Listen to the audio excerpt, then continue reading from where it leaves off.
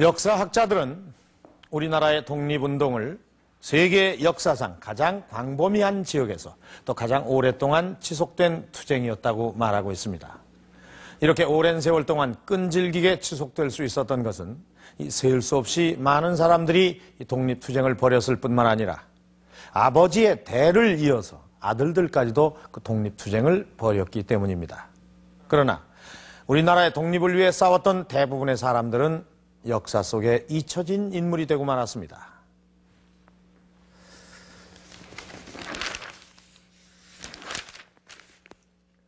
(1932년 11월) 중앙일보에 실린 기사를 한번 보시죠. 대련 수상서 유치 중 괴액사한 노인, 이런 제목이 달려 있습니다. 이 대련 수상은 일제가 중국 대련에 설치한 수상경찰서를 말합니다. 그러니까 그 경찰서에 유치 중이었던 한 노인이 괴액사, 괴상하게 목을 매 죽었다는 것입니다. 자, 기사 내용을 좀 자세히 보도록 하겠습니다.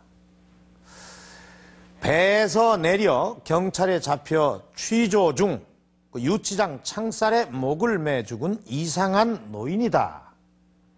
자, 이 기사를 보면 참 의아한 부분이 많습니다. 이 노인은 왜 자살을 했을까요? 살 날이 얼마 남지 않은 이런 노인이 자살한다는 것은 당시로선 참 드문 일이었습니다. 더군다나 경찰이 감시를 하고 있는 중에 유치장 창살에 목을 매 죽었다는 것은 상상할 수도 없는 일이었습니다. 자, 여기를 보면 공공운동의 중대 인물, 이 공공은 이 안에 들어가는 두 글자는 아마 검열에 의해서 지워진 듯한데, 자, 이 어떤 운동이었을까요? 도대체 이 노인은 누구였을까요? 이 기사만 봐서는 이 노인이 도대체 누구였는지, 또 무슨 일을 했는지 밝혀주고 있진 않은 채, 그러면서도 중국에서 일어난 일을 그것도 우리나라 신문에 이렇게 실은 것입니다. 3.1절 특별기획 역사 스페셜, 일제경찰서의 차디찬 유치장에서 일어난 한 노인의 죽음으로부터 오늘 이야기를 시작해 보려고 합니다.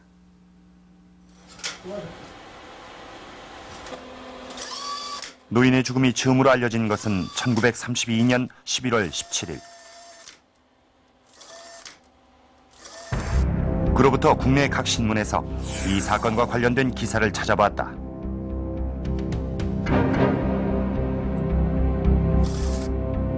노인의 죽음에 대해 더욱 의혹을 불러일으킨 것은 사건이 발생한 대련 수상경찰서의 긴장된 분위기였다. 또한 노인이 자살할 때 사용했다는 빨랫줄의 출처 또한 명확하지 않았다.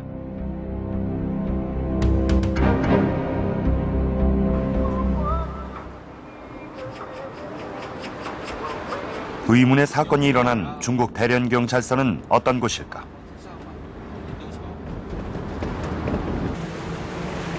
중국 5대 무역도시 중의 하나인 대련.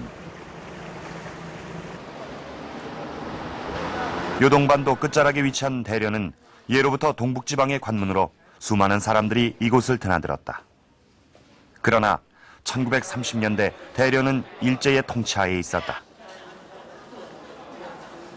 중국 침략의 전진기지로서 일제는 이곳에 관동군 사령부를 설치했다.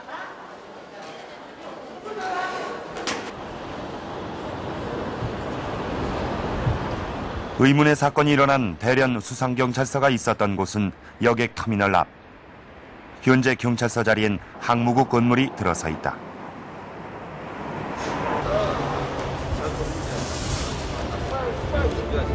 당시 대련 수상경찰서는 배를 타고 대련으로 들어오는 독립운동 세력을 검거하기 위해 삼엄한 경비망을 펼쳐놓고 있었다.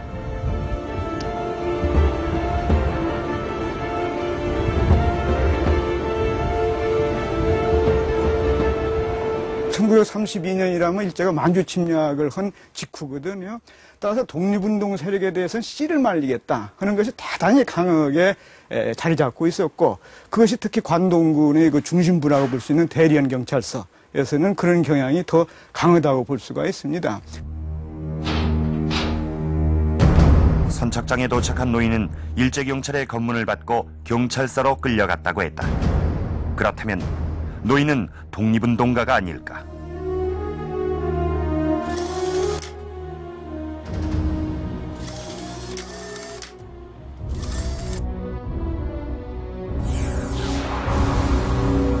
노인의 정체를 알 수 있는 실마리는 지워진 두 글자. 신문기사마다 공통적으로 지워져 있는 두 글자는 독립이 분명했다.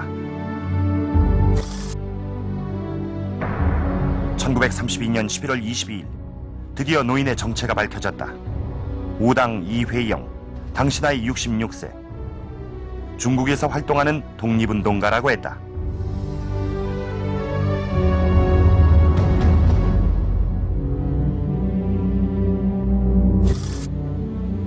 이회영의 죽음이 밝혀진 뒤에도 각 신문들은 연이어 이회영 관련 기사를 싣고 있다. 이는 이회영에 대한 당시 사회의 관심이 얼마나 큰지를 말해주고 있다.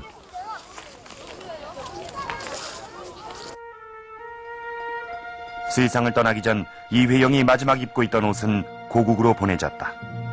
그런데 목을 매 자살했다는 그의 옷엔 붉은 선혈 자국이 묻어 있었다고 한다. 지금 가장 확실하게 말하고 있는 것이 따님 규숙 씨가 시체를 보고 한 얘기죠. 그러니까 선혈이 낭자였다 안면이라든가 그 의복, 대포에 그런 것들은 이제 자살로 보기는 어렵지 않느냐. 자살이라는 건 분명한 그 흔적이 또 있잖아요.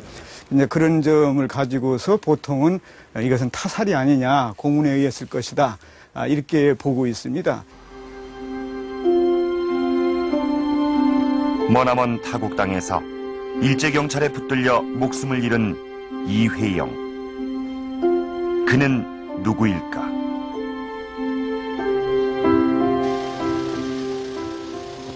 이회영을 알기 위해 취재팀은 안양에 살고 있는 이회영의 후손을 만났다.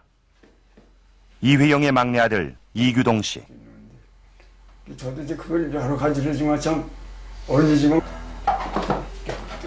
아버지 이회영이 세상을 떠났을 때 이규동 씨의 나이는 겨우 5살이었다.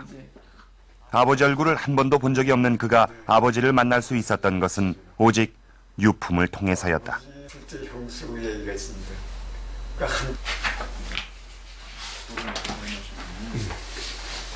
아버지를 말해주는 유품은 또 있었다. 이규동 씨는 취재팀에게 어머니의 자서전을 보여줬다.